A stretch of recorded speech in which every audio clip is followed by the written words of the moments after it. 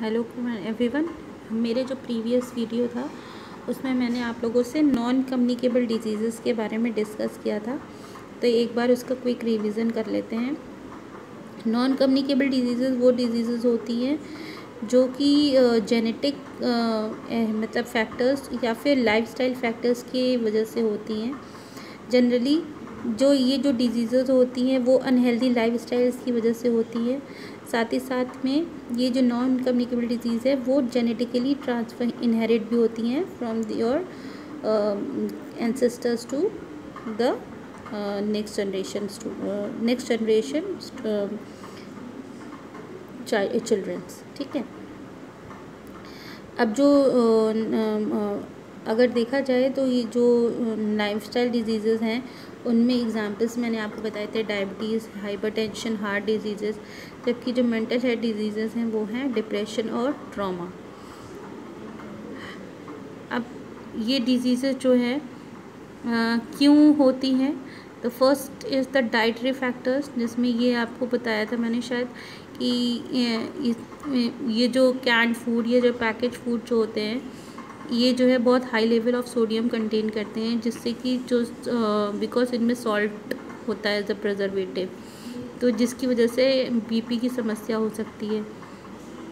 Unhealthy lifestyle यानी कि lack of exercises नहीं होना, जिससे बॉडी का मेटाबॉलिज्म जो होता है वो प्रॉपर तरीके से वर्क नहीं करता है। Mental stress and chronic anxiety, mental stress हो जाता है। ठीक। टोबैको या अल्कोहल का यूज़ कंजप्शन से, ज़्यादा कंजप्शन से इस तरीके की डिजीज़ हो सकती हैं।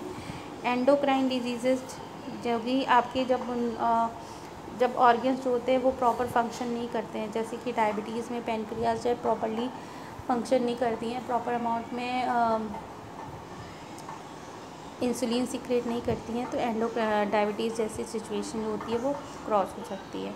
हेरिडिटी डिसऑर्डर, जैसे कि जो आपके जीन्स होते हैं, जैसे कि डायबिटीज़ के हैं या कुछ है इस तरीके के जो जीन्स के फैक्टर्स होते हैं, जो कि अभी पुराने आपकी जनरेशन में रहे हों तो वो आपको पास ऑन हो सकते हैं, तो they come under the heredity disorders. ठीक। ना प्रिवेंशन और क्योर क्या है, तो in India non communicable disease cause major health problems and these disease cause disability, loss of income, disruption in families, environment and poor quality of life in the most productive years। तो इन जो non communicable disease है इससे क्या होता है, क्योंकि low income है, थोड़ी सी पुअर थिंग्स हैं हमारी कंट्री में, जिसकी वजह से जो फैमिली होती है वो डिस्टर्ब हो जाती है। ठीक।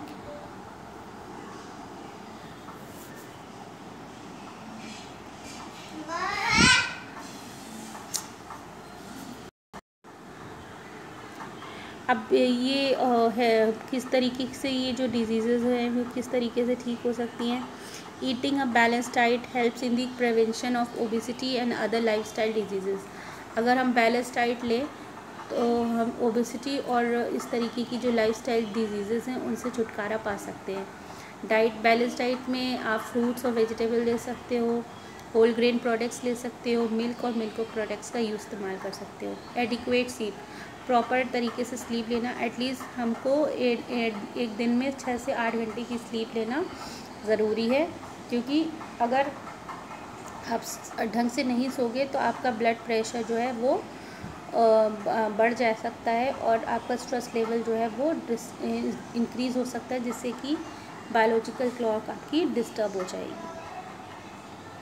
Regular exercise, people who undertake physical exercise and yoga activities daily keep themselves physically fit, feel happy and do not put on excess weight। जो people जो है रोज़ फिजिकल एक्सरसाइजेस करते हैं, योगा करते हैं, वो फिजिकली फिट रहते हैं, हैप्पी रहते हैं और एक्सेस वेट जो है वो गेन नहीं करते हैं। एक इंसान को कम से कम 20 से 30 मिनट तक की फिजिकल एक्टिविटी डेली करनी चाहिए to make it self fit. This can be done by taking part in sports में आप पार्टिसिपेट करिए, एक्सरसाइज करिए, जॉगिंग करिए at your home also, simple walk करिए, क्लाइंब करिए स्टेयर्स को लिफ्ट की जगह पे, स्किपिंग करिए, जिम भी जा सकते हैं for the physical training activity. Mental relaxation, if a person is not able to handle stress, he or she experience anxiety and the depression. This weakness the immune system and one falls sick very often. One can also experience psychosomatic symptoms like headache, body ache, stomach ache, fatigue, inability to concentrate and loss of interest in all activities. तो mental relaxation भी बहुत ज़रूरी है। अगर कोई person जो है वो स्ट्रेस हैंडल नहीं कर रहा है और एंग्जाइटी और डिप्रेशन उसके अंदर प्रॉब्लम हो सकती है, यानी किसी भी चीज़ को परेशान हो जाना, चिल्लाना, रोना, that is the symptoms of the anxiety and the depression. तो इससे क्या होता है, जो हमारा इम्यून सिस्टम होता है वो वीक हो जाता है और जो पर्सन होता है वो जल्दी जल्दी बीमार पड़ने लगता है। इसके अलावा वो साइकोसोमेटिक सिम्टम्स से भी सफ़र करता है, जैसे कि हेडेक है, बॉडी एक है, स्टमक एक है, थकान है, किसी भी चीज़ में कंसंट्रेट करने में दिक्कत आएगी और इन बाकी सारी एक्टिविटीज़ में जो इंटरेस्ट को लूज़ कर देना है। ये किस तरीके से कोप अप हो सकती है? मेडिटेशन से, रिलैक्सेशन से, एक्सरसाइज करने से और yoga activities help them to reduce the stress. You can also engage in hobbies like drawing, painting, listening to music and so on as relaxation technique when under any type of stress. All these have positive impact that reduce anxiety and the depression and prevent diabetes, hypertension and heart attacks in the long run. Avoiding the use of tobacco, alcohol and drugs. तो मैंने आपको बताया था कि ये जो है बहुत ही हानिकारक चीज़ें होती हैं, तंबाकू, शराब का सेवन और ड्रग्स लेना। Use of tobacco both by way of smoking and consuming chewable tobacco in any form directly contribute to the heart diseases, stroke, chronic lung diseases and the common cancers. अगर आप इस तरीके की चीज़ें ले रहे हैं तो आपको हार्ट से रिलेटेड डिजीज़ हो सकता है, स्ट्रोक पड़ सकता है, क्रोनिक लंग्स डिजीज़ होती हैं, मतलब लंबे समय तक के लिए लंग्स से रिलेटेड डिजीज़ हो सकती हैं और कैंसर्स भी हो सकते हैं। Even the non smokers inhale the smoke release by the smoker around दम। इवन जो पैसिव स्मोकर्स होते हैं, यानी कि जो स्मोक नहीं कर रहे हैं पर जो उनके अगल बगल लोग स्मोक कर रहे हैं, उनके स्मोक के धुआं को अगर वे इनहेल कर रहे हैं तो उनको भी इस तरीके की प्रॉब्लम हो सकती है। Therefore, prohibition of smoking in public area places is an example of public health regulation that decreases the risk for non-smoker. इसीलिए जो है पब्लिक में स्मोक करने के लिए प्रतिबंधित किया गया है ताकि जो है जो नॉन स्मोकर्स हों उनको इस तरीके की प्रॉब्लम्स ना झेलनी पड़े। You should request the smokers not to smoke in public places. You may avoid company of smokers. आपको अगर कोई इस तरीके का दिख रहा है जो पब्लिक प्लेस में स्मोकिंग कर रहा है तो आपको उसे रोकना चाहिए या फिर इस तरीके के लोगों की आपको का संग नहीं करना चाहिए। Alcohol use contribute to chronic liver disease. Alcohol का जो यूज़ होता है वो क्रोनिक लीवर डिजीज़ मतलब लीवर से रिलेटेड डिजीज़ कॉज करता है, डिप्रेशन देता है, इंजरीज देता है, चोट लगती है, स्पेशली जो हमारी जो मोटर व्हीकलर इंजरीज़ होती हैं, यानी जो हमारी नर्व्स सिस्टम होता है उनको जो है ख़राब कर देता है। Both alcohol and drugs can have long term effect not only on the physical health but also on the mental health. तो जो अल्कोहल है और ये जो ड्रग्स का कंजप्शन है ये जो है वो लॉन्ग टर्म इफेक्ट प्रोड्यूस करता है, ना केवल फिजिकल हेल्थ पे, साथ साथ में हमारी मेंटल हेल्थ पे भी। Excess stimulants like caffeine in tea, coffee and cold drinks also have an harmful effect on our body as they can cause rapid increase in the heartbeat rate, lack of sleep and elevated blood pressure. These may also cause acidity and stomach ulcers. अगर आप जो है caffeine ले रहे हैं और coffee और cold drink ले रहे हैं तो ये आपको जो है हार्मफुल इफ़ेक्ट प्रोड्यूस कर सकता है, आपकी हार्ट बीट बढ़ा सकता है और साथ में आपके ब्लड प्रेशर को भी इंक्रीज़ कर सकता है। इवन अगर एसिडिटी होती है तो एसिडिटी से स्टमक अल्सर्स भी होने का खतरा हो सकता है।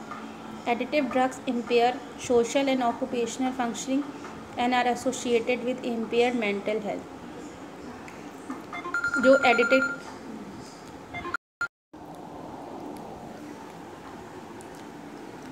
हाँ, तो मैं आपको बता रही थी जो एडिटिव ड्रग्स इम्पेयर जो है वो आपकी ऑक्यूपेशनल यानी कि आपकी कार्य करने की क्षमता को भी प्रभावित कर सकते हैं।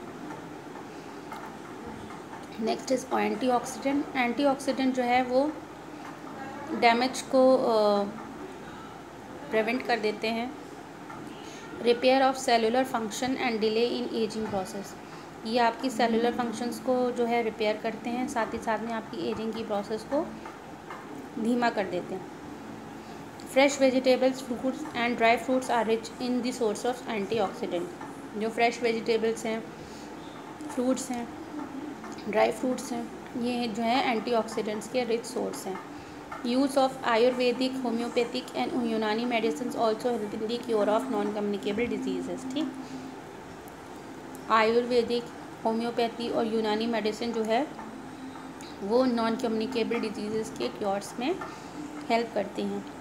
Ayurveda is the science of life and health developed in India since ages. It Lay's emphasized on prevention and promotion of health in addition of curing the disease.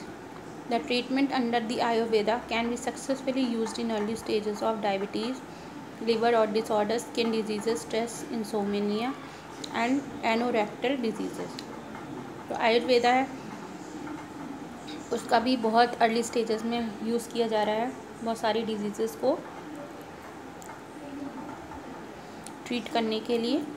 ठीक है, some specialised Ayurvedic treatment can also be helpful in diseases like joint pain, neuromuscular diseases and the paralysis. Both homeopathy and the Unani system of medicines are also used in the treatment of non-communicable diseases. Homeopathy और जो यूनानी system है medicine का वो non communicable disease के treatment में बहुत ही उपयोगी है। Homeopathy is that system of medicine which is based on the natures law of cure. मतलब जो इन्वायरमेंट से रिलेटेड जो चीज़ें होती हैं, जो जड़ी बूटियाँ हैं, उनसे होम्योपैथिक का आविष्कार हुआ है। ये हमारी इम्यूनिटी को इंक्रीज़ करती है हमारी बॉडी में और हमें किसी भी बीमारी के प्रति लॉन्ग लास्टिंग क्योर देती है। जबकि जो यूनानी सिस्टम ऑफ मेडिसिन है ये भी एक नेचुरल वे है ट्रीटमेंट का with the help of the herbal medicines. According to this system, the health of a person depends on the balance of 4 elements in the body. These are dum, belgum, saffra and the sinda. The Unani medicines given to the person suffering from a disease to promote an equilibrium in these elements in the body. तो ये 4 तत्व हैं, इनके base के ऊपर यूनानी system of medicine based है, जिनको देने से जो है person can be cured from any kinds of diseases. ठीक, यहाँ पे देखिए एक बड़ी सी डिड यू नो में there should be no tobacco shop within इन 100 yards of an educational institution. मतलब अगर ये कोई एजुकेशनल इंस्टीट्यूशन है तो उसकी 100 yards तक आपको कोई भी टोबैको का शॉप नहीं खोल सकता है।